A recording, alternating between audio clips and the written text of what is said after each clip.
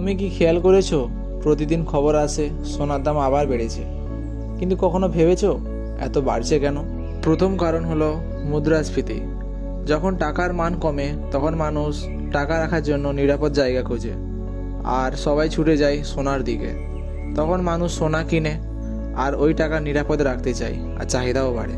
চাহিদা বাড়লে দাম তো বাড়বেই। দ্বিতীয় কারণ হলো বিশ্বের পরিস্থিতি। কোনো যুদ্ধ, রাজনৈতিক সংকট, ডলারের রেট বাড়া, এসব হলে মানুষ ব্যাংকের চেয়ে গোল্ডে ভরসা বেশি রাখে, কারণ সোনা কখনো মূল্যহীন হয় না। আর তৃতীয় কারণ হলো ভারতীয়দের ভালোবাসা। বিয়ে হোক বা উৎসব, আমরা সকলেই সোনাকে শুধু অলংকার না, একটা ভাগ্য আর ভবিষ্যতের নিরাপত্তার প্রতীক ভাবি। তাই সোনার দাম শুধু ওই ধাতুটির দাম না, বরং এটা মানুষের বিশ্বাস আর ভরসার দাম। তুমি কি ভাবো, এখন সোনায় ইনভেস্ট করা কি ঠিক হবে?